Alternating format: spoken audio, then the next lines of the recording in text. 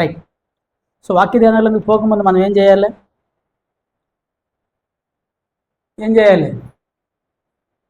ఫోన్లు తీయండి, switch off వేస్తే బెటర్. చాలామంది సైలెంట్గా లేచి వెళ్ళిపోతున్నారు.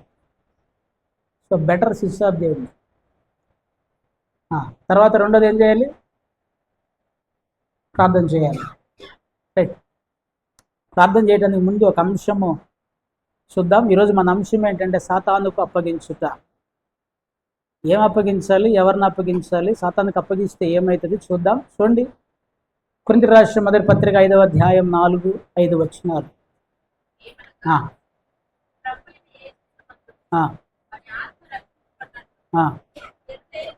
నశించుటకై మీరును వచ్చినప్పుడు. రైట్. ఎవరిన సాతానికి అప్పగించాలట. ఎవరిని అప్పగించాలి, ఏం జరుగుతుంది, సో సాతాను ఏం చేస్తాడు, ఇవన్నీ మనం ధ్యానం చేద్దాం. రైట్. దేవునికి స్తోత్రం. హల్లెలూయా చెప్పాలి. హల్లెలూయా. మళ్ళీ చదువుదాం. కొరింథీయులకు రాసిన మొదటి పత్రిక 5వ అధ్యాయము 4-5 వచనాలు. ఏమనగా, ప్రభు యేసు దినమందు వాని ఆత్మ రక్షింపబడినట్లు శరీరేచ్ఛలు నశించుటకై మన ప్రభు అయిన యేసుక్రీస్తు నామమున మీరును నా ఆత్మయు మన ప్రభు అయిన యేసుక్రీస్తు బలముతో కూడి వచ్చినప్పుడు అట్టివానిని సాతానునకు అప్పగింపవలెను. అట్టివానిని సాతానునకు అప్పగింపవలెను. అట్టివానిని, ఎట్టివానిని?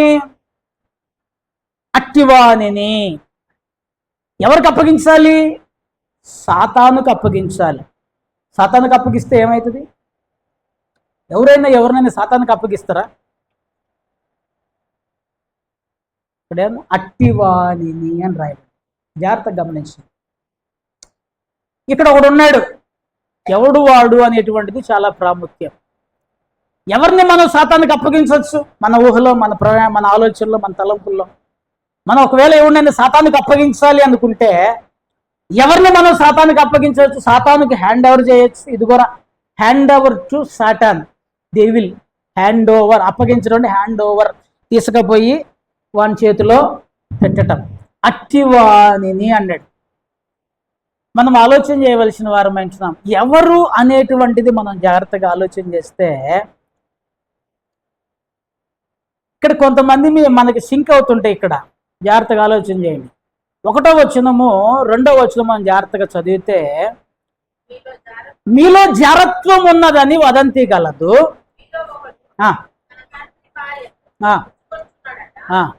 అట్టి జారత్వము అన్యజనులలోనైనను జరగదు. ఇట్లుండి ఉప్పొంగుచున్నారే గాని మీరెంత మాత్రము దుఃఖపడి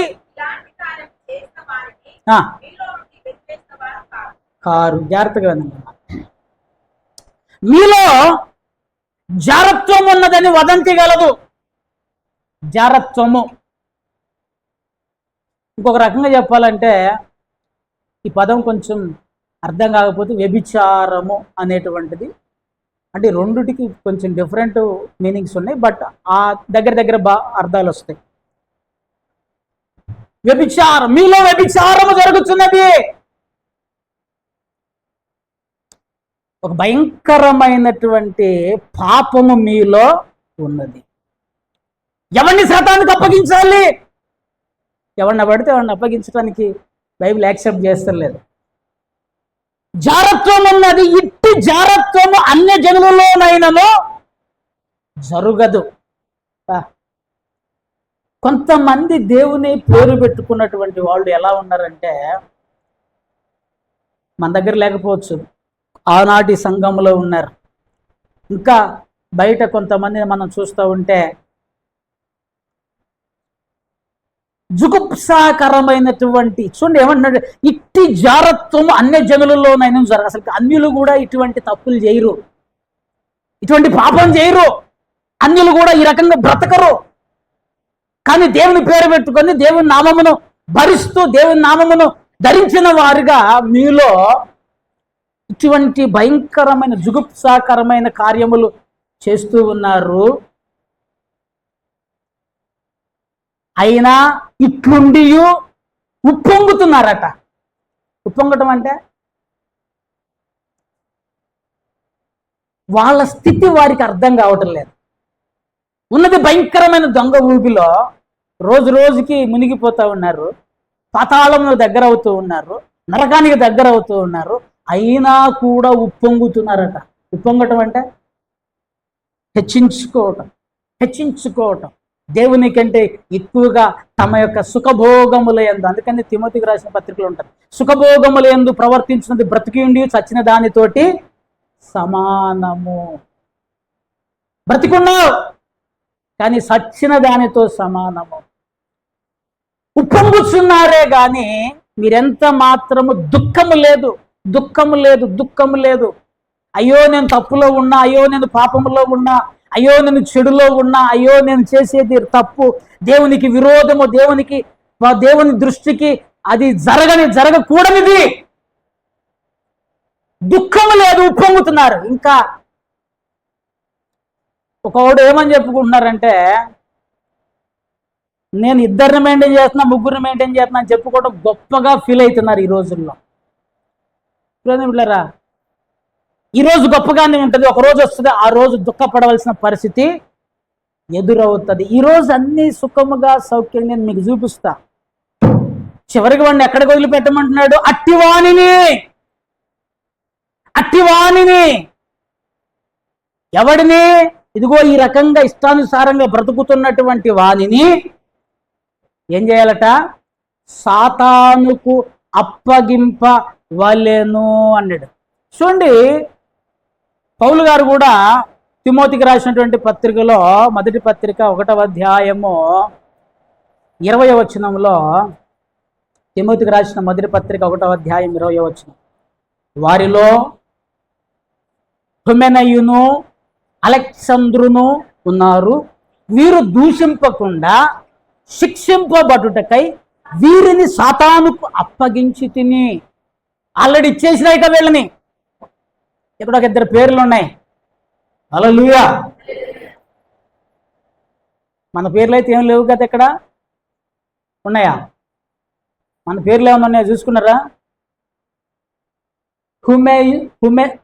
హుమెనయ్యును, కొంచెం పదాలు మనకు కొంచెం తిరగడం కష్టం లేదు. హుమెనయ్యును అతని పేరు, అలెగ్జంద్రు.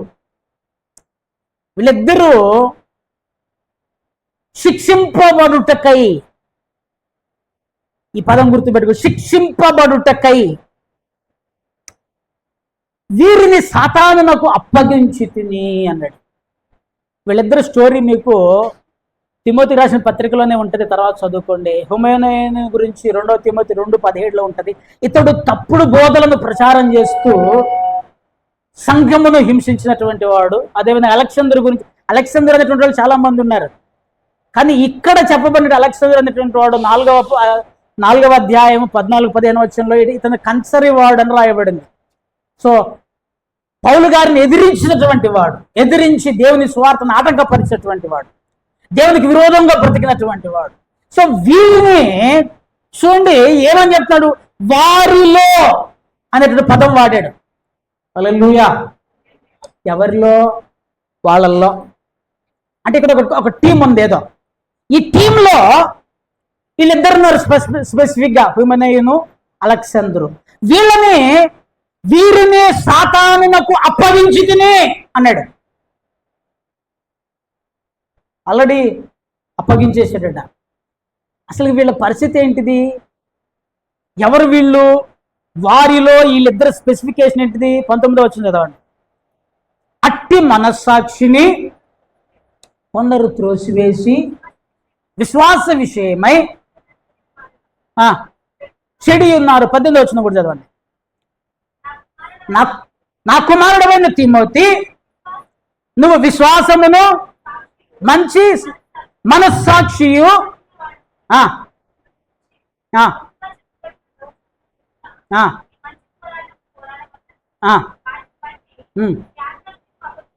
జాగ్రత్తగానండి. మంచి పోరాటం, నా కుమారుడైన తిమోతి, నువ్వు మంచి పోరాటం పోరాడవలనని. ఎలా మంచి పోరాటం పోరాడాలి? మంచి మనస్సాక్షి గలవాడవై మంచి పోరాటం పోరాడాలని ఈ యొక్క దీన్ని నీకు అప్పగించుచున్నాను. అట్టి మంచి మనస్సాక్షిని కంటిన్యూషన్, అట్టి మంచి మనస్సాక్షిని కొందరు త్రోసివేసి, మనస్సాక్షిని ఏం చేశారట? త్రోసివేశారట. త్రోసివేసి విశ్వాస విషయమై ఓడబద్దలైపోయిన వారి వలె ఉన్నారు. వారిలో హుమెనయును అలెగ్జంద్రును ఉన్నారు. వీరిని సాతానుకు అప్పగించాను. ఎవరిని సాతానుకు అప్పగిస్తున్నారు అంటే, ఎవడు మనస్సాక్షి అయితే మంచిగా ఉండదో, పైనుంచి లింక్ కలుపుకోండి, అట్టి మనస్సాక్షిని కొందరు త్రోసివేసి. హల్లెలూయా. పాపం ఎప్పుడు చేస్తాం? మనస్సాక్షిని త్రోసివేసుకున్నప్పుడు, మనస్సాక్షిని చంపుకున్నప్పుడు, మనసు చెప్పేటువంటి మాటని విననప్పుడు నువ్వు పాపం చేస్తావు. ఇది 100% నువ్వైనా నేనైనా ఎవడైనా సరే. మన మనస్సు చెప్పేటువంటి దానిని ఇది పాపము అని హెచ్చరించినప్పుడు ఆ మనస్సాక్షిని త్రోసివేసి, ఉండమ్మా తల్లే భలే చెప్తున్నావు, ప్రతిదీ అందరూ పాపం చేస్తలేరు, అందరూ తప్పులు చేస్తలేరు, అందరూ పరిశుద్ధులు, అందరూ నీతిమంతుల, అందరూ బాగున్నారా, అందరూ చక్కగా ఉన్నారా అని మనకు మనమే చెప్పుకొని, మనకు మనమే ఓదార్చుకొని, ఏం కాదు సబాష్ మనం గట్టి మీద ఉన్నాం, వాడు ఇంకా బురదలో ఉన్నాడు అనుకుని 2 జబ్బలు మనకు మనమే చరుచుకొని, మనం చాలా ఫార్ బెటర్, వాళ్ళతో పోల్చుకుంటే మనం చాలా బెటర్ అనుకొని మనస్సాక్షిని త్రోసివేసి పాపము చేయుచున్నాము. అట్టి జారత్వము అన్ని జనులలోనైనను లేదు. అటువంటి వాణిని తీసుకొచ్చి దేవుడు ఏం చెప్తున్నాడు? సాతానుకు అప్పగించవలెను, సాతానుకు అప్పగించవలెను. పౌలు గారైతే, నేనైతే వాడిని ఆల్రెడీ అప్పగించేసిన సాతానుకి. మనము కూడా ఒకవేళ మనస్సాక్షిని త్రోసివేస్తే, మనస్సాక్షిని కనుక తోసివేసి వాత వేసుకొని ఇష్టానుసారంగా జీవిస్తే, నువ్వు నేను కూడా సాతానుకు హ్యాండ్ ఓవర్ చేయబడతాం. ఆలోచన చేయండి ప్రియని బిడ్డలారా. వాళ్ళకు వర్తించిన రూలే నీకు నాకు వర్తిస్తుంది.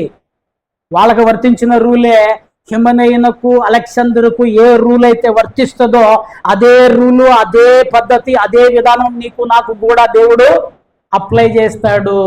కనుక మనం ఆలోచించవలసిన వారమై ఉంటున్నాం. చూడండి,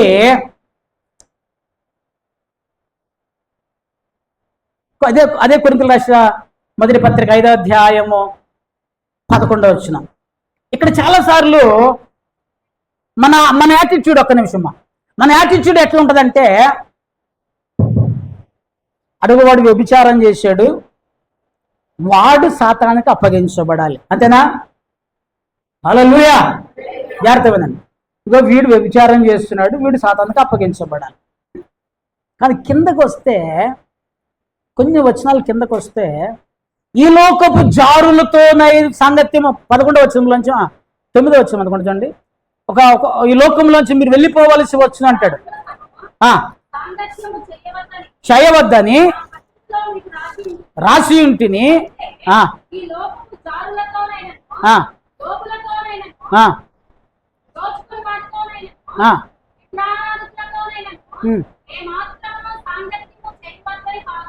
అలాగైతే మీరు ఈ లోకములో నుండి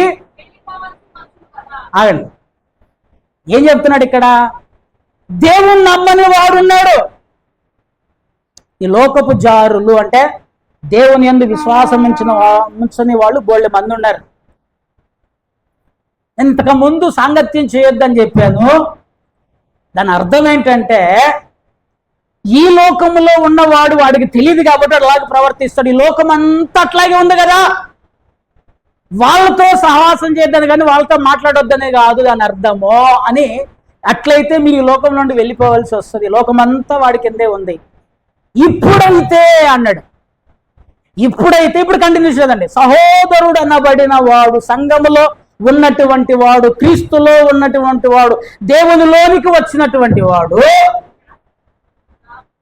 వాడెవడైనా జారుడు గాని, జాగ్రత్తగా అమ్మా, కొన్ని క్వాలిటీస్ ఉన్నాయి.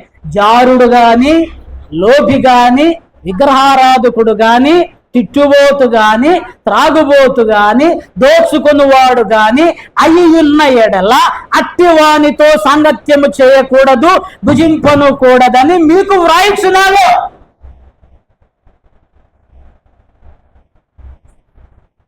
మనం ఫస్ట్గా తీసుకుంటాం, జారత్వం ఒక్కటే తీసుకుంటున్నాం ఎక్కువ శాతం.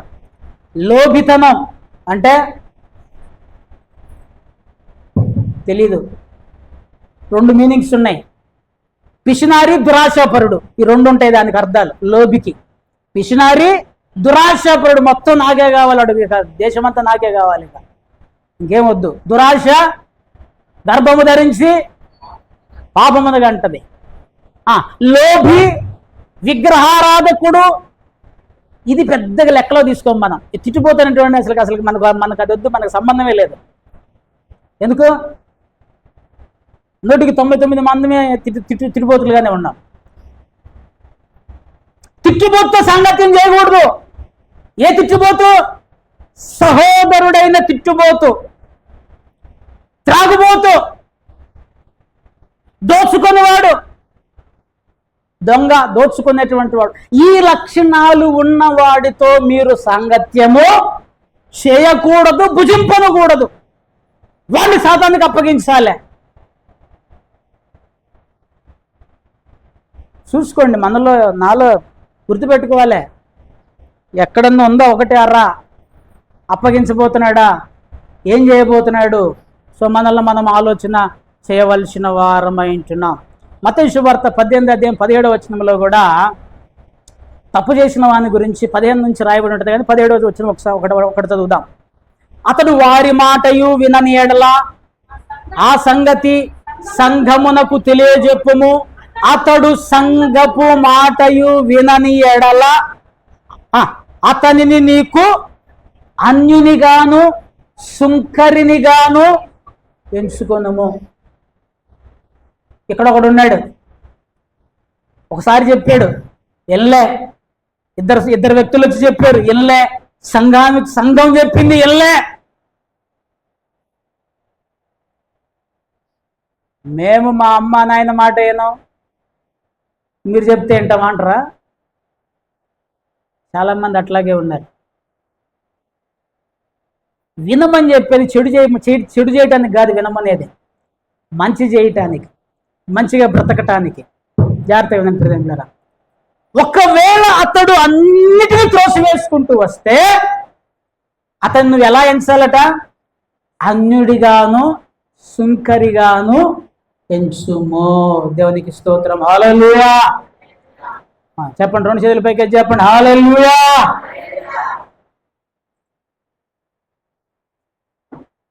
మీ బాబాయ్ బెటర్ కాదరా. దేవునికి స్తోత్రం చెప్పండి, హల్లెలూయా. ఇప్పుడు అర్థమైంది ఎవరిని సాతానికి అప్పగించాలి? అట్టివాణిని అన్నాడు. అట్టివాణిని, ఎట్టివాణిని, ఇది ఇక్కడ కొన్ని క్వాలిటీస్ చదివాం మనం ఇందాకాల.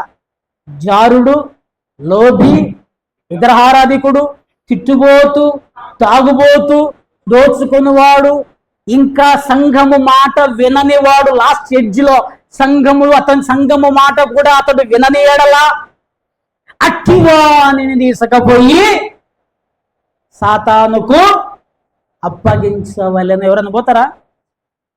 ఎవరైనా పోవాలనుకున్నారు వాడి దగ్గరికి? రైట్. ఇప్పుడు నాకు ఒక పెద్ద ప్రశ్న, ధర్మ సందేహం. ఎందుకు అప్పగించాలి వాడిని? సాతానుకు ఎందుకు అప్పగించాలి? రీజన్ ఏంటిది? సాతానుకు అప్పగిస్తే ఏం చేస్తాడు వాడు? ఒక వ్యక్తిని సాతానుకు అప్పగించామనుకో ఏం చేస్తాడు? ఎప్పుడన్నా ఆలోచన చేశారా? సాతాను చేతిలో పడితే ఎట్లుంటది? ఎప్పుడన్నా ఊహించారా?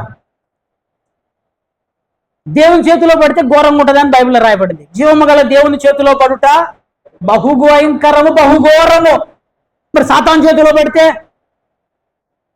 సాతాను ఏమన్నా మంచిగా భుజగరిస్తాడా? ప్రేమిస్తాడా?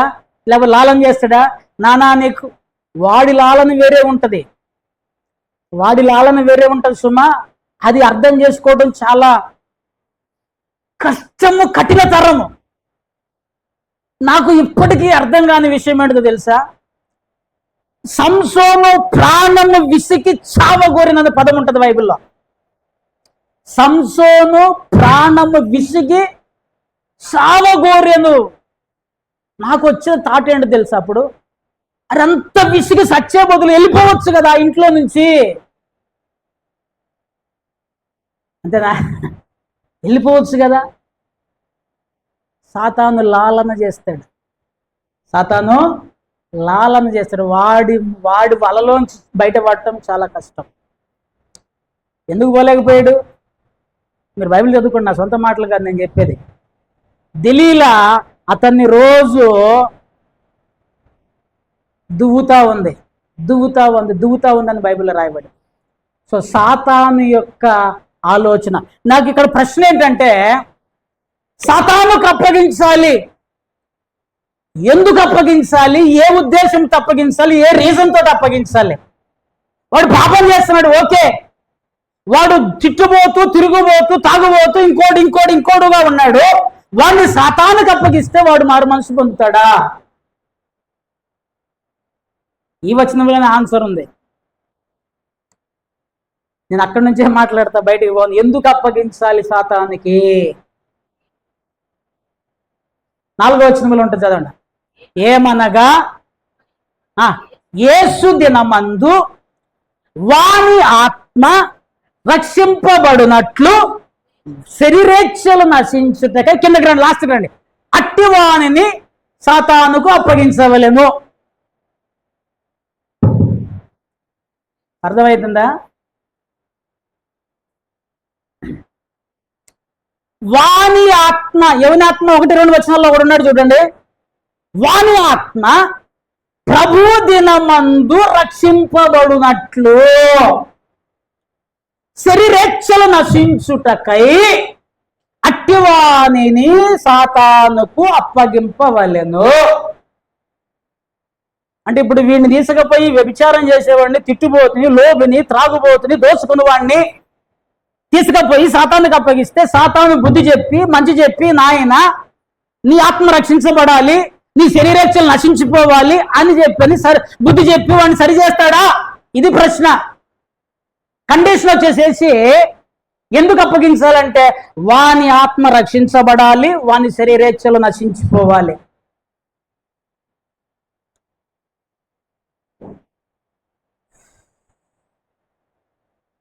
అసలు సాతాను డ్యూటీలు ఏంటి చెప్పండి నాకు? సాతాను పనులు ఏమేమి పనులు చేస్తాడు? మీకు ఒక 2-3 ముచ్చుకి సాతాను ఏమేమి పనులు చేస్తాడు మీకు తెలిసినాయి తగటా చెప్పాలి. దూరం చేస్తాడు. దూరం చేసేవాడు ఆత్మను ఎట్లా రక్షిద్దామని చూస్తాడు. ఇక్కడ కండిషన్స్ 2 జాగ్రత్తగా. వాని ఆత్మ రక్షించబడాలి, శరీరేచ్ఛలు నశించాలి. ఆత్మ రక్షించబడాలి, శరీరేచ్ఛలు నశించాలి. దేవుని నుంచి దూరం చేసేవాడు ఆత్మను ఎలా రక్షిస్తాడు? ఎందుకంటే మనకున్నటువంటి ఆలోచన చూడండి. మనకి ఒక 3 రిఫరెన్స్లు నేను మీకు చెప్తా. మత్తయి సువార్త 10:10 మన అందరికీ తెలిసినటువంటి రిఫరెన్స్లు. వాడి యొక్క పనులు దొంగతనమును, హత్యను, నాశనమును చేయుటకు వచ్చును, కానీ మరి దేనికి రాడు. నేనైతే జీవం ఇచ్చుటకు, సమృద్ధిగా ఇచ్చుటకు నేను వచ్చి తిని. వీడి పనులేంటి? ఇక్కడ 3 రాయబడ్డాయి. 1 దొంగతనము, హత్య, నాశనము. వీడి డ్యూటీ ఇది, వీడి వర్క్స్ ఇది. మరి వీడెట్ట ఆత్మను రక్షిస్తాడు? జాగ్రత్తగా ఆలోచన చేయాలి. ప్రకటన గ్రంథంలో వీడి గురించి ఒక భయంకరమైన మాట రాయబడింది.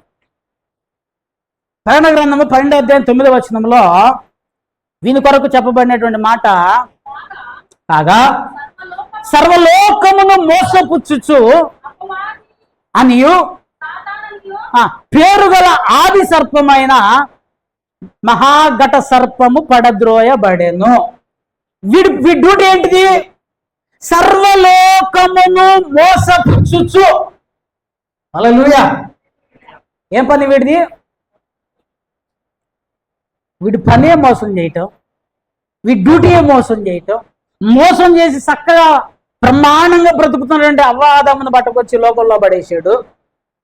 ఆ ఆదాము అవ్వను కానీ మోసం చేయకపోతే మనకి తిప్పలు ఉండకపోవు కదా. వాడి డ్యూటీయే మోసము, వాడి పనే దేవుని నుంచి మనుషులను దూరం చేయటము. మరి అటువంటి వాడు దేవుని సన్నిధిలో ప్రభు దినమందు మన ఆత్మను ఎలా రక్షిస్తాడు? ఇంకొక భయంకరమైన మాట నేను మీకు చెప్తా. పౌలు భక్తుడు మొదటి కొరింథీయులకు రాసిన పత్రిక 7వ అధ్యాయం 5వ వచనంలో ఈ మాట రాస్తూ ఉన్నాడు.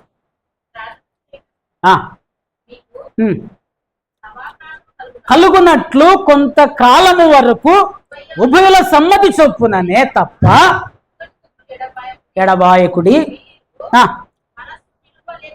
పోయినప్పుడు సాతాను మిమ్మల్ని శోధింపకుండానట్లు తిరిగి కలుసుకున్నాడు. ఇది భార్యాభర్తలుగా చెప్తున్న మాట. జాగ్రత్తగా ఉందండి. నా కాన్సెప్ట్ పైదంతటిది కాదు. మీకు ప్రార్థన చేయాలనుకున్నప్పుడు ఒకవేళ ఇద్దరు ఓకే అనుకుంటే కొన్ని రోజులు విడివిడిగా ఉండండి, విడివిడిగా ఉండి ప్రార్థన చేసుకోండి. ఒకవేళ మీకు అభ్యంతరం ఉంటే కలిసి జీవించండి అని కిందకి ఏమంటాడంటే కండిషన్ ఏమిటంటే సాతాను మిమ్మును శోధించకుండునట్లు తిరిగి కలుసుకోండి అన్నాడు. ఇప్పుడు సాతాను ఏం పని చేస్తాడు? శోధిస్తాడు. ఇక్కడ కండిషన్ ఏంటిది? శరీరము గురించి రాయబడినట్టు అంశం.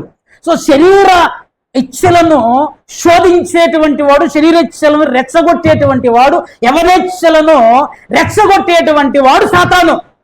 భార్యాభర్తల గురించి రాయబడిన మాట ఇది జాగ్రత్తగా అబ్జర్వ్ చేయండి. సో మీకు ప్రార్థనకు సావకాశం కలిగినట్లు మీరు విడిపోయి ఉండండి.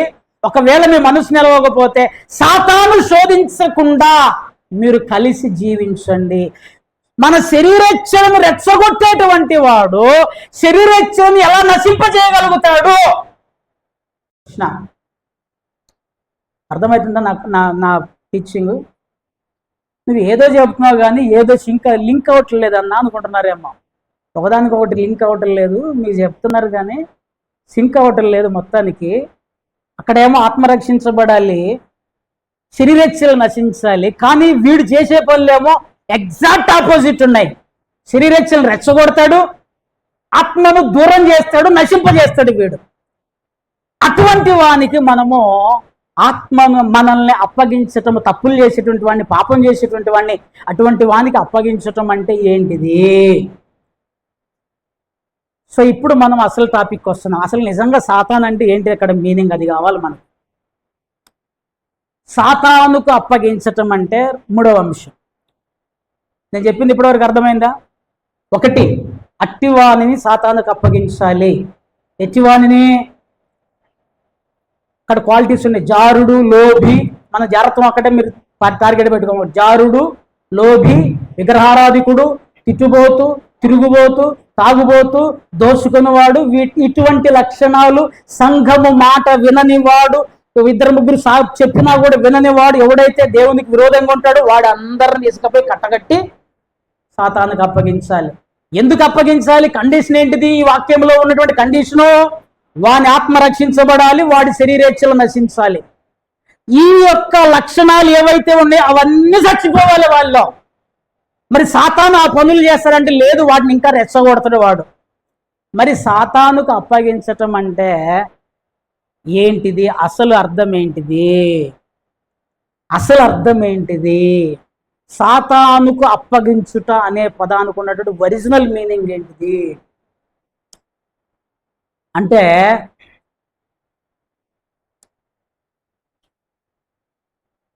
సాతాను చేసేటువంటి క్రియలు కొన్ని మీకు నేను చూపిస్తా. ఇక్కడ ఒకటి, సాతానుకు అప్పగించుట అంటే దాని అర్థము సాతాను శోధకుడు, శ్రమపరుచువాడు. జాగ్రత్తగా ఉందండి అన్న. శోధించేటువంటి వాడు, శ్రమపరిచేటువంటి వాడు.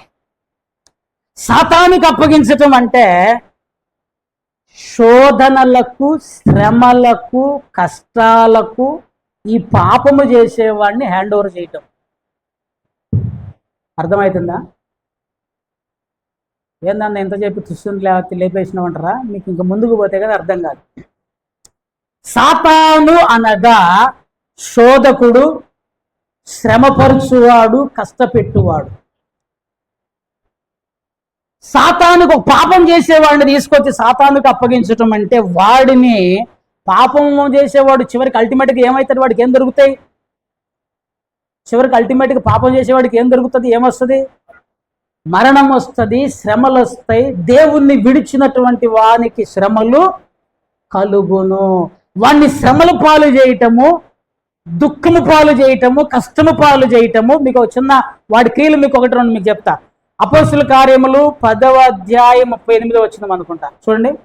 అపోస్తుల కార్యములు 10వ అధ్యాయం వాడి యాక్టివిటీ ఇక్కడ భయంకరంగా రాయబడి ఉంటుంది. 10వ అధ్యాయం 38వ వచనం. అదేదనగా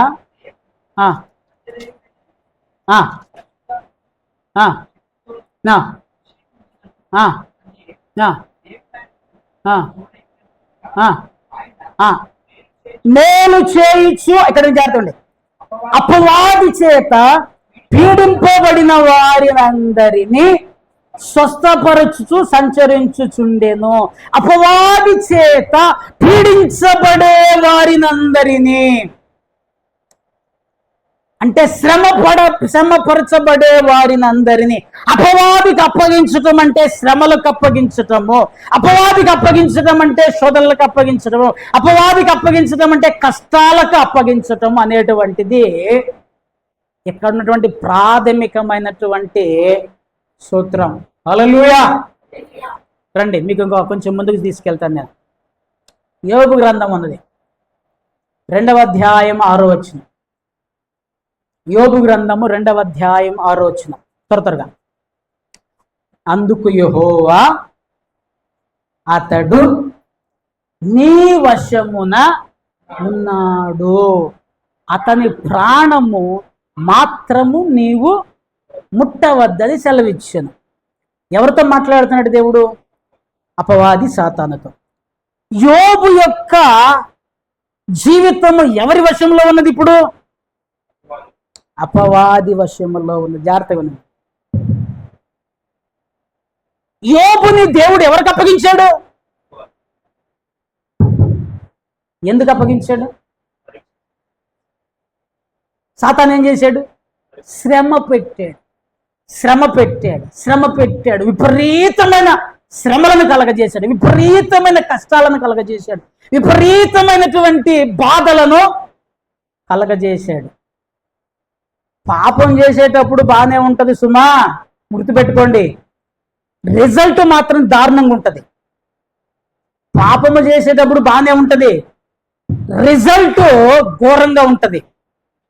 ఎంత ఘోరంగా ఉంటుందో తెలుసా? పచ్చి దవడ ఎముక తీసుకొని 1000 మందిని చంపగలిగిన వాడు, ఇక పదం వాడొచ్చో లేదో కానీ, ఒక ఎద్దును కట్టేసినట్టు 2 కళ్ళు పీకేసి గానుగకు కట్టేశారు. ఎగ్జాక్ట్ ఎద్దు లేదా ఒక దున్నపోతును కట్టేసినట్టు. పచ్చి దవడ ఎముకతోటి 1000 మందిని చంపగలిగినటువంటి బలశూరుడు పాపము చేసేటప్పుడు చాలా సుఖంగా ఉంటుంది, అద్భుతంగా ఉంటుంది. Result, end of the result ఘోరమైనటువంటి శిక్ష ఉంటుంది. అతను నీ వశమునందున్నాడు. ఇక్కడ యోబు తప్పు చేయలేదు, కానీ మనకి ఒక రిజల్ట్ కొరకు మనకు ఒక సాదృశ్యంగా దేవుడు యోబును అప్పగించాడు. అతడు నీ వశమునందున్నాడు, నీ వశములో నీకు అప్పగిస్తున్నా. ప్రేమికులారా, జాగ్రత్తగా ఆలోచన చేయాలి. ఇక్కడ మీకు ఇంకొక భయంకర గొప్ప వ్యక్తి గురించి నేను మీకు చూపిస్తా. 12వ అధ్యాయం, కొరింథీయులకు రాసిన 2వ పత్రిక 12వ అధ్యాయం 7వ వచనం. కొరింథీయులకు రాసిన 2వ పత్రిక 12వ అధ్యాయం. నాకు కలిగిన ప్రత్యక్షతలు బహు విశేషముగా ఉన్నందున నేను అత్యధికముగా హెచ్చిపోకుండా నిమిత్తము నాకు శరీరములో ఒక ముళ్ళు, నేను అత్యధికముగా హెచ్చిపోకుండా నిమిత్తము నన్ను నలుగా గొట్టుటకు సాతాను యొక్క దూతగా ఉంచబడెను. హల్లెలూయా. ఏముందట ఇతనికి? ఒక ముళ్ళు ఉందట. ముళ్ళు, నా శరీరంలో ఒక ముళ్ళు ఉంది. ఎలా ఉంది? సాతాను దూతగా, సాతాను దూత, సాతాను యొక్క రిప్రజెంటేటర్, సాతాను యొక్క రిప్రజెంటేటర్ నాలో ఒకడున్నాడు. ఎందుకున్నాడు వాడు? 2 కండిషన్స్ ఉన్నాయి. నన్ను నలగగొట్టుటకు, హెచ్చిపోకుండా ఉండటానికి. 2 కండిషన్స్. ఒకటి నలగగొడతాడు, హెచ్చిపోకుండా ఉంచుతాడు. హెచ్చించుకుంటే ఏమవుతుంది? నాశనం అవుతాడు. అది పౌలు గారైనా నువ్వైనా నేను ఎవడివైనా సరే హెచ్చించుకున్నావు అనుకో, నాశనానికి ముందు గర్వము నడుచును. హెచ్చింపు అంటే గర్వము. గర్వం వస్తే ఏమవుతుంది? నశించిపోతాం. చూడండి, నన్ను నలుగగొట్టుటకు సాతాను దూతగా ఒక ముళ్ళు నాలో ఉంది. అసలు ఏందన్నా, ఏం చెప్పదలుచుకున్నావు మనం అనంటే, ఒకడు పాపం చేస్తూ ఉన్నప్పుడు సాతాను యొక్క ఇంటెన్షన్ అంతా వాడిని నాశనం చేయాలని సాతాను చూస్తూ ఉంటాడు. దేవుని యొక్క ఇంటెన్షన్ అంతా వాడిని ఆ నాశనంలో నుంచి రక్షణలోనికి తీసుకురావాలనేటువంటి దేవుని యొక్క ఉద్దేశం. హల్లెలూయా. జాగ్రత్తగా ఈ స్టేట్మెంట్ జాగ్రత్తగా గమనించండి. ఒకడు పాపంలో కొనసాగుతూ ఉన్నప్పుడు సాతాను వాని యొక్క ఇంటెన్షన్ లేదా వాని యొక్క ఉద్దేశం అంతా ఏముంటుందంటే వాడిని అట్లాగే తీసుకుపోయి నరకంలో పడేయాలి. దేవుని యొక్క ఉద్దేశం ఏంటంటే ఈ పోయే ప్రాసెస్లో వాడిని మలచి వాడికి మారు మనసు పశ్చాత్తాపం నుంచి వాడిని రక్షణలోనికి తీసుకొని రావాలి. మీకు ఎగ్జాక్ట్ ఎగ్జాంపుల్ ఉదాహరణ మీకు చూపిస్తాను, రండి. లూకా సువార్త 15వ అధ్యాయం 30వ వచనం. ఇది మనందరికీ తెలిసి ఒక వ్యక్తి యొక్క స్టోరీ, తప్పిపోయిన కుమారుని యొక్క స్టోరీ. వాళ్ళన్న అసలు ఇదంతా వాళ్ళ పాత జీవితంలో రాయలే. వాళ్ళన్న డిక్లేర్ చేస్తాడు డబ్బులు ఎట్లా ఖర్చు పెట్టాడో. చూడండి, లూకా సువార్త 15వ అధ్యాయం 30వ వచనం. ఇది లాస్ట్ లో రాయబడింది కానీ ముందు జరిగిన సంఘటన. జాగ్రత్తగా గమనించండి. ముందు జరిగిపోయింది అని వెనకాల చెప్తున్నాడు. అయితే నీ ఆస్తిని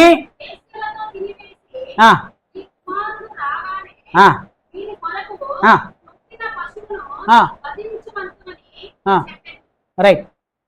ఇక్కడ పెద్ద కొడుకు తండ్రి మాట్లాడుకుంటున్నారు. సంభాషణ, వాళ్ళిద్దరి మధ్యలో జరుగుతున్న సంభాషణ జాగ్రత్తగా అబ్జర్వ్ చేయండి. తండ్రి ఏమో మంచిగా తిండ్రా ఒక మేకని తేండి, కొయ్యండి, పండగ చేయండి అంటున్నాడు. పెద్దోడు వచ్చాడు, ఏంది నాయన సంభాషణ? తప్పిపోయిన నీ తమ్ముడు దొరికాడు రా, వాడు ప్రాణం వచ్చింది, వాడు బతికాడు అన్నాడు. హల్లెలూయా. అప్పుడు ఈ పెద్దోడు చెప్తున్నాడు, అయితే నీ ఆస్తిని వేశ్యలతో తినివేసిన ఈ నీ కుమారుడు అన్నాడు. ఈ డబ్బులన్నీ ఎలా ఖర్చు పెట్టాడు?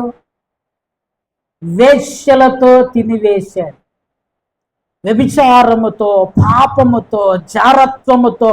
ఇక అక్కడ నువ్వు ఎన్ని పెట్టుకుంటావు అన్ని పెట్టుకో. తాగుబోతుతనముతో, తిరుగుబోతుతనముతో. ఇవన్నీ ఎవని ప్రభావంతో జరుగుతాయి?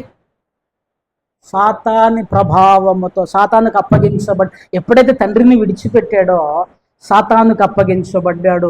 ఇష్టానుసారంగా బ్రతికాడు, ఇష్టానుసారంగా జీవించాడు. ఈ సాతానుకు అప్పగించబడిన తర్వాత నేను మళ్ళా చెప్తున్నా చూడండి, అందుకని ఇందాక ఒక మాట చెప్పా. పాపము ప్రారంభంలో సంతోషముగా ఆనందంగా కనపడుతుంది, దాని యొక్క అల్టిమేట్ రిజల్ట్ బహుఘోరంగా ఉంటుంది. వీడు నిజంగానే సుఖపడ్డా? రండి,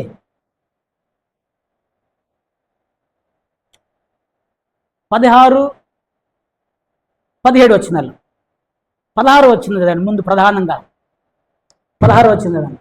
అయితే వాడు పందులు తిను పొట్టుతో తన కడుపు నింపుకొన ఆశపడెను, కానీ ఎవడును వానికేమీయూ ఇయ్యలేదు. జాగ్రత్త, ఎవడును వానికేమీయూ ఇయ్యలేదు. వీడి రిజల్ట్ ఎక్కడికి పోయింది? పందులు తినే పొట్టు దగ్గరికి పోయింది. ఈ లోకంలో వరిష్ట అనిమల్ ఏముందని ఎవడన్నా అనుకుంటే దాన్ని పంది అంటారు. లాస్ట్ దేంతో పోలుస్తారు? నీ పంది బతుకురా అంటారు. పంది అని లాస్ట్ లీస్ట్ యానిమల్ అంటారు. అద్దినేది కూడా దొరకలే వీడికి. సాతాను చేతిలో సాతానుకు అప్పగించబడితే అక్కడ దాకా తీసుకుపోతున్నవాడు. సాతానుకు అప్పగించటం అంటే ఏంటి చెప్పండి? ఇప్పుడు శోధనలకు, శ్రమలకు అప్పగించటం. కానీ ఇక్కడ దేవుడు అద్భుతం చేస్తాడు, ఇక్కడ దేవుడు ఆశ్చర్యకార్యం చేస్తాడు. ఏం చేశాడు ఇక్కడ? అయితే బుద్ధి వచ్చినప్పుడు, బుద్ధి వచ్చినప్పుడు, బుద్ధి వచ్చినప్పుడు ఇక్కడ వీళ్ళని గుర్తుపెట్టుకోండి, దేవుడు ఎవరిని ఎక్కడా వదిలేయడు. నేను మీకు దాని ముందు చూపిస్తాను. నేను దేవుని యొక్క ఇంటెన్షను వాడు నరకానికి పోవటం కాదు. దేవుని యొక్క ఇంటెన్షన్, సాతాను యొక్క ఇంటెన్షన్ వాడు నరకానికి పోవటం. దేవుని యొక్క ఇంటెన్షన్ ఏంటిది? వాడిని మార్చటము దేవుని యొక్క ప్రధానమైనటువంటి. దేవుడు ఏం కోరుకుంటాడంటే మారు మనస్సును కోరుకుంటున్నాడు. బుద్ధి వచ్చినప్పుడు వాని బుద్ధి తిరిగింది. ఎప్పుడు తిరిగింది? పందుల పొట్టు దగ్గర తిరిగింది. అదే వాడు సుఖంగా ఉద్యోగం చేసుకుంటూ మంచిగా ఉంటే వీడికి బుద్ధి వచ్చేదా? సాతానికి అప్పగించటం అంటే అక్కడ పట్టకపోవటం, పందుల్ని పొట్టు కూడా దొరకకుండా చేయటం. అక్కడ నీకు బుద్ధి వచ్చిందా రక్షణలోకి వస్తావు, బుద్ధి రాకపోతే నాశనం అయిపోతావు. అక్కడ దేవుడు అక్కడ కూడా నీకు అవకాశం ఇస్తాడు.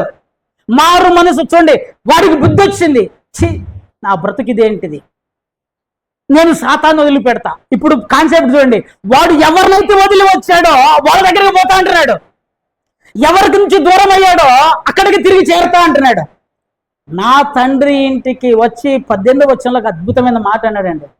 నేను లేచి నా తండ్రి యొద్దకు వచ్చి, తండ్రి, నేను పరలోకమునకును విరోధముగాను నీ ఎదుట పాపము చేసితిని. రియలైజేషన్, పశ్చాత్తాపము, తన వాస్తవిక స్థితిని గ్రహించటము, తను ఏ స్థితిలో ఉన్నాడో గ్రహించడం. సాతానుకు అప్పగించడం అంటే వాడి చేతికి అప్పగించి పోరా బాబా అని చెప్పటం కాదు.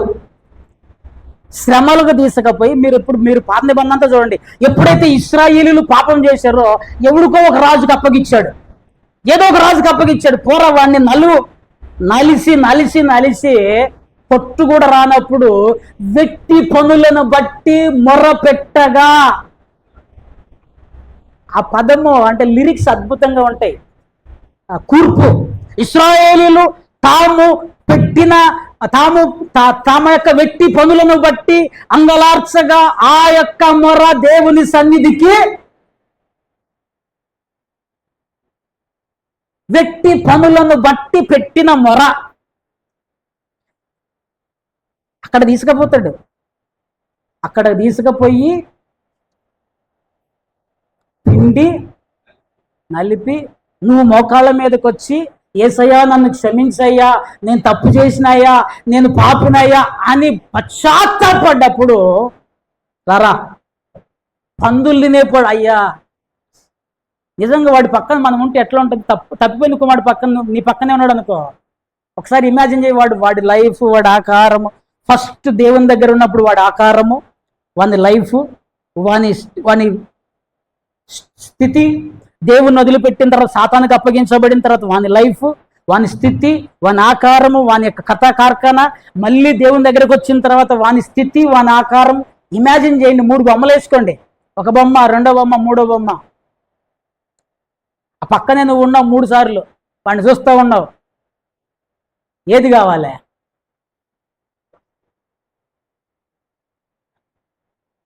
సాతానుకు అప్పగించబడుట. క్రష్ చేసేస్తాడు, నలిపేస్తాడు. ఎప్పుడైతే నలపబడతావో నీ ఆత్మ రక్షించబడుతుంది, శరీరేచ్ఛలు నలిగిపోతాయి. కండిషన్స్ చూడండి, కండిషన్స్, మెయిన్ 2 కండిషన్స్. వాని ఆత్మ రక్షించబడాలి, శరీరేచ్ఛలు నాశనం అయిపోవాలి. గుడ్లు బీకిన తర్వాత అడగండి సంసోను దిలీలను రమ్మంటావని అడగండి. ఇక మన భాషలో అయితే ఎన్ని తిట్టేవాడు ఆమె, ఇక మన పదాలు ఉన్నట్టయితే ఆ దొంగది చేయబట్టి నా బతికెట్లా ఆగమైపోయింది. గమనించండి ప్రియన్ బిడ్డలారా, మనం ఆలోచన చేయవలసిన వారం అంటున్నాం. సాతాను నాశనం చేయాలని చూస్తాడు, దేవుడు రక్షణలోనికి తీసుకురావాలని చూస్తాడు. సో 3 విషయాలు నేను చెప్పాను. ఒకటిది, అట్టివాణిని సాతానుకు అప్పగించండి అనగా పాపం చేసేటువంటి అట్టివాడు అంటే విగ్రహారాధికుడు, రోబి, తిట్టుబోతు, తాగుబోతు, తిరుగుబోతు, జారత్వం చేసేటువంటి వ్యభిచారం వాడిని సాతానుకు అప్పగించండి. రీజన్ ఏంటిది? వాడు రక్షణ పొందాలి, శరీరేచ్ఛలు నశించాలి. కానీ అది సాతాను చేయడు.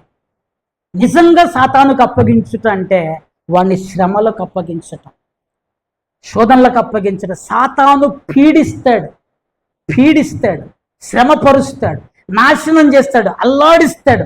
వానికి అప్పగిస్తే వాడు తీసుకపోయి ఎక్కడ దాకా గుంజకపోతాడంటే పందులు తినే పొట్టు దగ్గర తీసుకుపోతాడు.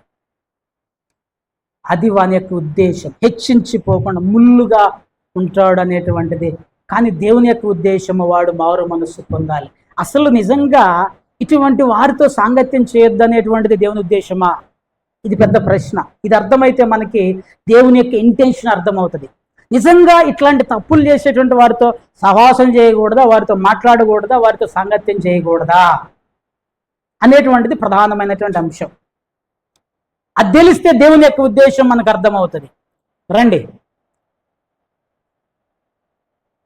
మత్తయి శుభవార్త 18వ అధ్యాయంలో ఇందాక మనం చదువుకున్నాం కదా, సంఘపు మాటయు వినని ఎడల వాణ్ణి అన్నినిగా ఎంచండి అన్నాడు.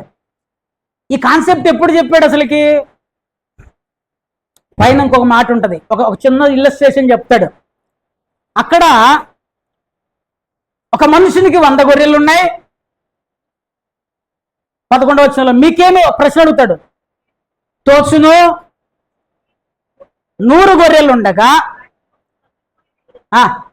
99 కొండల మీద విడిచి వెళ్ళి వెదకడా. ఆగండి, 100 గొర్రెలు ఉన్న మనిషి ఎవరు? దేవుడు. 99 ఉన్నాయి, ఒకటి తప్పిపోయింది. మనమైతే ఏం చేస్తాం? కొంచెంసేపు వెతుకుతాం, తర్వాత వదిలేస్తాం. తప్పిపోయిన దానిని వెదకడా, ఇది దేవుని యొక్క ప్రశ్న. ఒకడు దేవుని నుంచి దూరం అయితే దేవుడు అట్లాగే వదిలేస్తాడా? వానిని వెదకడా, వానిని గురించి ఆలోచన చేయడా, వాని గురించి దేవుని యొక్క ఉద్దేశం ఎలా ఉన్నది? చూడండి 14వ వచనంలో కిందకి అదే చదువుకుంటూ వస్తే మనము అలాగుననే 13వ వచనం కూడా చదవం ఒకసారి, కంటిన్యూషన్ ఈజీగా ఉంటుంది.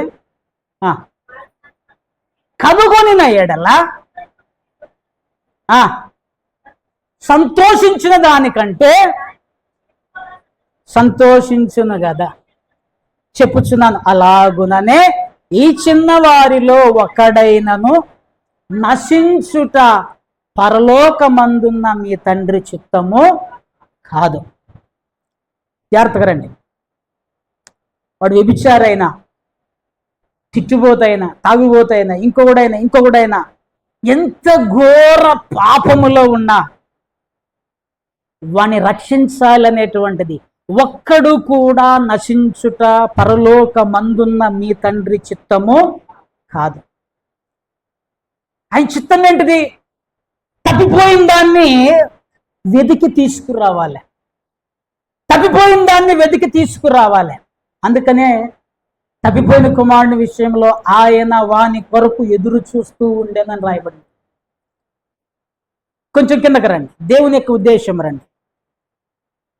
15వ వచనంలో కింద చదవండి ఒకసారి. మరియు నీ సహోదరుడు నీ ఎడల తప్పిదము చేసిన ఎడల అతనిని గద్దించుము, వినిన ఎడల నీ సహోదరుని సంపాదించుకుంటేవి. అసలు ఇక్కడ మూలం ఏంటి? ఎందుకు వాడిని గద్దించాలి? ఎందుకు వాడిని బుద్ధి చెప్పాలి? ఎందుకు వానికి హెచ్చరించాలి? ఏ కారణంతో? వానిని సంపాదించుకోవాలనే కారణం, వాన్ని పోగొట్టుకోవాలనే కారణం కాదు. ప్రేమిలారా, జాగ్రత్తగా ఆలోచించండి. దేవుని ఉద్దేశం పోగొట్టుకోవటం కాదు. వానిని సంపాదించుకోవాలి, వానిని తిరిగి మరలా.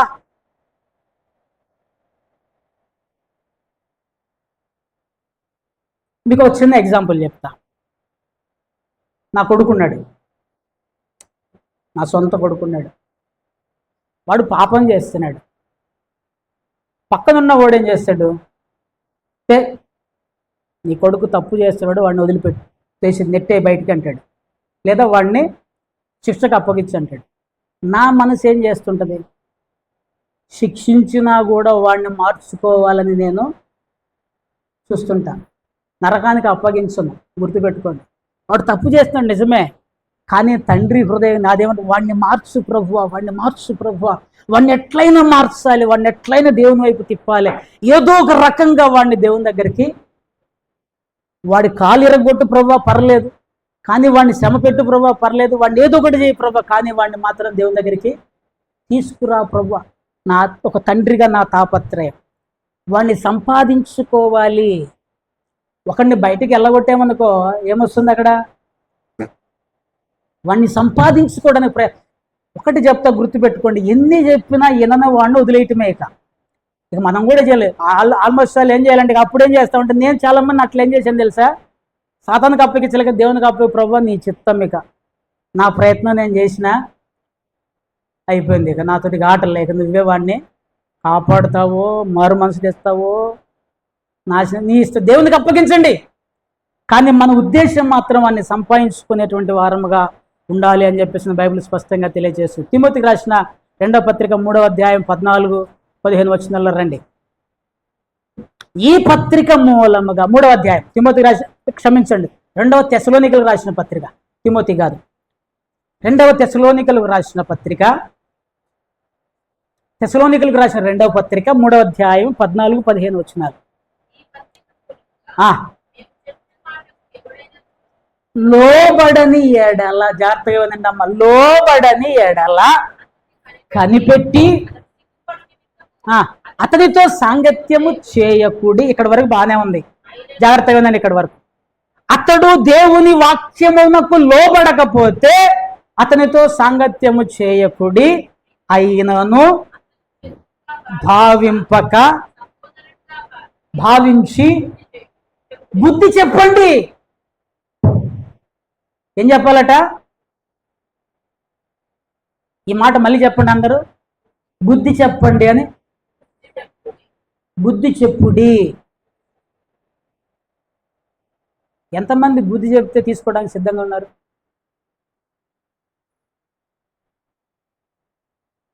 నేను ఒక సహోదరుడికి ఈ పని చేయడం తప్పు నాయన, ఈ పని చేయ మాకు అని చెప్పిన. అడగమాకండి ఎవరో. ఇది తప్పు, దేవుని విరోధమైన పని, దేవుని వాక్యానికి విరోధమైన పని, ఇది చేయమాకు, నీకు మంచిది కాదు, నీకు క్షేమము కాదు అన్న. ఆ రోజు నుంచి ఈ రోజు చర్చికి రాలే ఆయన, ఈ రోజు వరకు రాలే.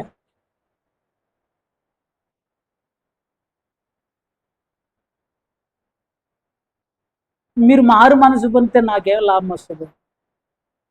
నీ ఆత్మ నరకానికి పోతే నాకు లాభమా, నీ ఆత్మ పరలోకానికి పోతే నాకు లాభమా? ఆలోచన చేయండి. మీ మీద పెత్తనం చేయడానికి మేము బుద్ధి చెప్పాం. ఇప్పుడు నా ఇంటెన్షన్ మాత్రం తప్పు చెప్పటం నా డ్యూటీ, వినటం వినకపోవటం మీ డ్యూటీ. చెప్పకపోతే మళ్ళీ దేవుడు నన్ను అడుగుతాడు.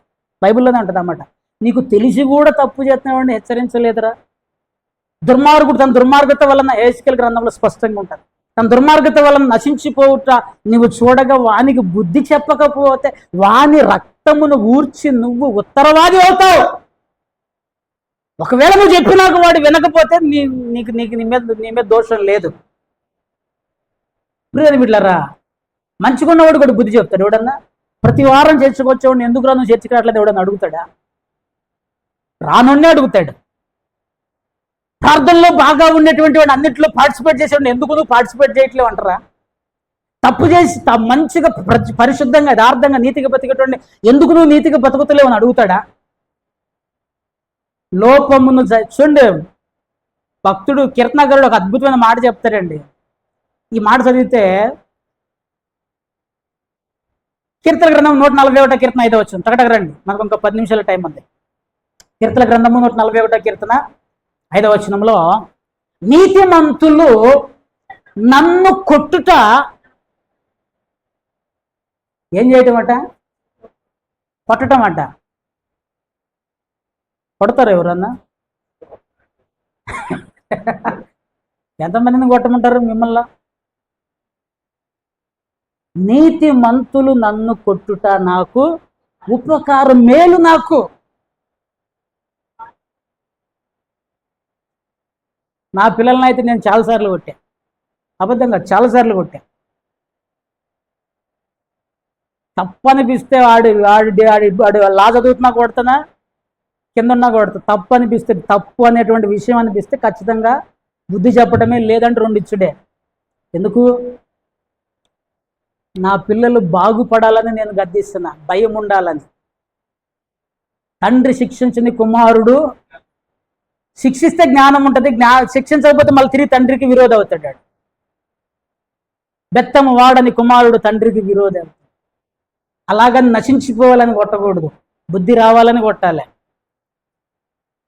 నాకు నీతిమంతులు నన్ను కొట్టుట నాకు ఉపకారము, వారు నన్ను గద్దించుట నాకు తైలాభిషేకము. అట్టి అభిషేకము త్రోసివేయకుందునుగాక. బా, తప్పిపోయిన కుమారుడికి బుద్ధి చెప్పకపోతే వాడు మారు మనసు ఎట్లా పొందుతాడు? వాడికి బుద్ధి ఎట్లా వస్తుంది? వాడు తిరిగి దేవుని దగ్గరికి ఎట్లా వస్తాడు? ఇది తప్పురా అని చెప్పకపోతే, నీతిమంతులు వానికి ఉపదేశము చేయకపోతే, ఎలా బోధ చేయకపోతే ఎలా పశ్చాత్తాపం వస్తుంది? అందుకనే దేవుని యొక్క ఉద్దేశం ఏం చెప్తుందంటే, వానికి బుద్ధి చెప్పు, బుద్ధి చెప్పు, బుద్ధి చెప్పు. పాపంలో ఉన్నాడు, హెచ్చరించు. పాపంలో ఉన్నాడు, సరిచేయి. లాస్ట్ మినిట్ వరకు చూడండి, యూదా పత్రికలో ఒక అద్భుతమైనటువంటి మాట రాయబడిందండి. యూదా పత్రిక 1వ అధ్యాయం 23వ వచనంలో, 1వ అధ్యాయం ఉంటుంది 23వ వచనంలో ఒక చక్కటి మాట, అగ్నిలో నుండి లాగినట్టు కొందరిని రక్షించుడి. అగ్నిలో నుండి లాగినట్లు, అగ్నిలో నుండి లాగినట్లు. వాడు మరణములో, అగ్నిలో, పాపములో, నిత్య నరకములో వాడు పడిపోబోతున్నాడు. వాడిని లాగు, లాస్ట్ మినిట్లోనే సరే వాడిని లాగు. అగ్నిలో నుండి లాగినట్లు వాడిని కొందరినన్నా రక్షించండి. శరీర సంబంధమైన వారి అపవిత్ర ప్రవర్తనకు ఏమాత్రము నొప్పక. కోపం వస్తుంది, కోపం వస్తుంది. నాకు కూడా చాలాసార్లు కోపం వచ్చింది. పోనీ ఇక పోనీ పో. నొచ్చుకు బాధపడ్డ సందర్భాలు చాలా. వదిలేపోయి ఏం కాదు దేవుని పేరట. నొప్పక శరీర సంబంధమైన ప్రవర్తన వారికి ఉన్నది. ఆ ప్రవర్తన బట్టి నొప్పుకొనక దానిని అసహించుకొనుచు, ఆ తప్పును అసహించుకోండి, కానీ వారిని కరుణించండి. దేవుని వైపు వారిని బుద్ధి చెప్పండి, లాగండి, లాగండి, లాగండి. భక్తుడు ఏమన్నాడు తెలుసా? నాకు అవకాశం ఉంటే నరకం యొక్క గేట్ దగ్గర కూర్చుంటా అన్నాడట. ఓ సువార్తికుడు చెప్పిన మాట. నాకు అవకాశం ఉంటే నరకం యొక్క గేట్ దగ్గర కూర్చుంటా, ఆ లోపలికి పోయేటప్పుడైనా యేసు గురించి వాడికి సువార్త చెప్తా, అట్లీస్ట్ మారు మనసు పొందుతాడేమో. గేట్ దగ్గర కూర్చుంటాడట. లాస్ట్ మినిట్ వరకు ప్రయత్నము. ఒక అతన్ని, ఒక పాస్టర్ గారిని ఒకడు ఇట్లాగే శరీర సంబంధమైన వాడు హేళన చేసిండట. పాస్టర్, నేను మారను, పెట్టను, ఎందుకై ప్రార్థన చేస్తావు? ఎప్పటి వరకు ప్రార్థన చేస్తావయ్యా? నువ్వు మారేంత వరకు ప్రార్థన చేస్తా, లేదు నేను సచ్చేంత వరకు ప్రార్థన చేస్తా అన్నాడు. నువ్వు మారేంత వరకు అన్నా ప్రార్థన చేస్తా, లేకపోతే నేను సచ్చేంత వరకు అన్నా ప్రార్థన చేస్తా. అగ్నిలో నుంచి లాగాలి. పాపంలో ఉన్నవాడిని పాపంలోనే పడేయమని దేవుని యొక్క ఉద్దేశం కాదు. వాడిని దూరం పెడుతూ, వానికి బుద్ధి చెబుతూ, వానికి దేవుని యొక్క సువార్తను ప్రకటించాలి అనేటువంటిది దేవుని యొక్క ఇంటెన్షన్ అయ్యినది. గలతీయులకు రాసిన పత్రిక 6వ అధ్యాయం 1వ వచనం టకటక. తర్వాత యాకోబు రాసిన పత్రిక 5వ అధ్యాయం 19, 20 వచనాలు రండి. సహోదరులారా, ఒకడు ఏ తప్పిదములోనైనను చిక్కుకొనిన ఎడల మీలో, మీరు ఎటువంటి వాళ్ళట? హల్లెలూయా. పక్కన వాళ్ళతో చెప్పుకోండి, ఆత్మ సంబంధి అయిన వాడు నువ్వని చెప్పండి. పక్కన ఉన్న వాళ్ళతో చెప్పండి, నువ్వు ఆత్మ సంబంధి అయిన వాడు అని చెప్పండి. మీకు మీరు చెప్పుకోండి, నేను ఆత్మ సంబంధి అని. ఆత్మ సంబంధులైన మీరేం చేయాలి? ప్రతి వాడును తానును శోధింపబడునేమో అని తన విషయమై రెండు పనులు చేయాలి. తన విషయమై చూచుకొనుచు సాత్వికమైన మనస్సుతో అట్టి వానిని మంచి దారికి తీసుకొని, తప్పు చేసినోడిని చిన్నంగా దేవునిలోనికి మంచి మనస్సుతో దారిలోనికి తీసుకురావాలి. బుద్ధి చెప్పాలి, ఖండించాలి, హెచ్చరించాలి, దండించాలి. సాత్వికంగా దేవునిలోనికి మంచి మా దారిలోనికి తీసుకురావాలి. ఎట్ దట్ సేమ్ టైం నన్ను నేను చూసుకోవాలి. ఇదిగో పలానా ఎక్స్ గాడు పాపం చేస్తున్నాడు, సంసోను గురించి చెప్పే నేను ఇంకో సంసోన్లా కాకుండా చూసుకోవాలి. అది అక్కడ చెప్తున్న మాట. సంసోను గురించి చెప్పాను, యోబు గురించి చెప్పే నేను యోబులా బతకాలని చూసుకోవాలి. లేదు, యోసేపు గురించి బోధించే నేను యోసేపు లాంటి స్థితి నాకు ఎదురైతే నేను ఎలా బతుకుతానో చూసుకోవాలి. గుర్తుపెట్టుకోండి.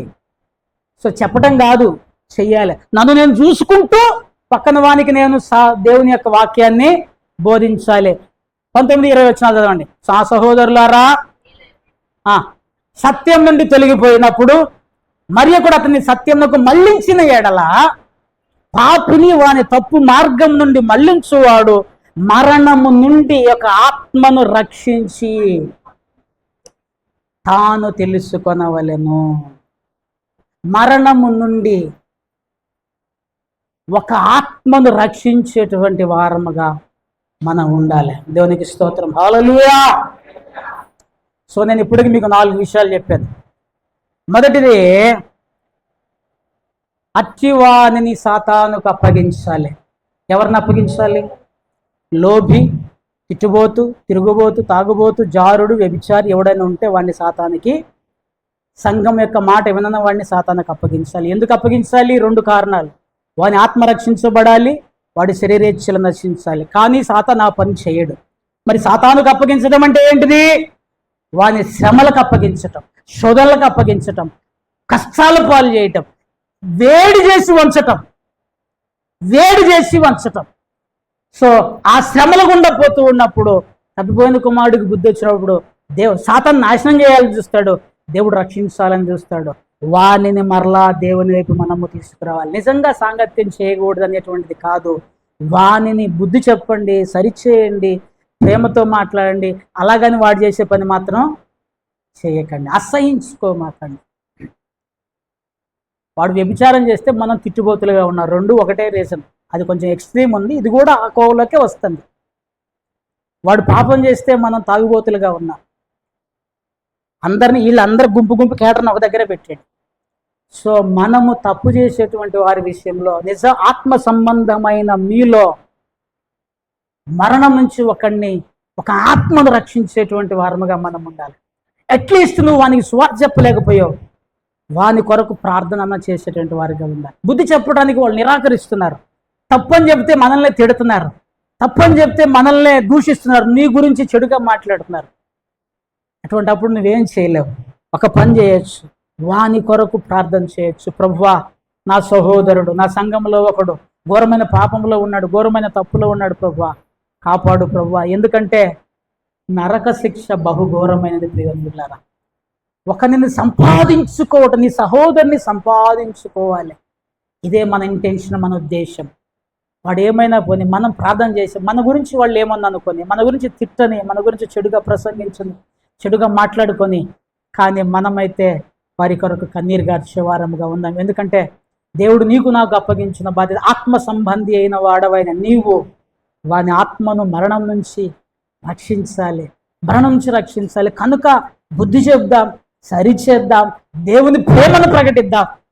వినకపోని మన ప్రయత్నము చివరి వరకు చేసే వారముగా ఉందాం. చివరికి వాడిని దేవునికి అప్పగించుదాం. దేవుడి మాటలు దీవించునుగాక.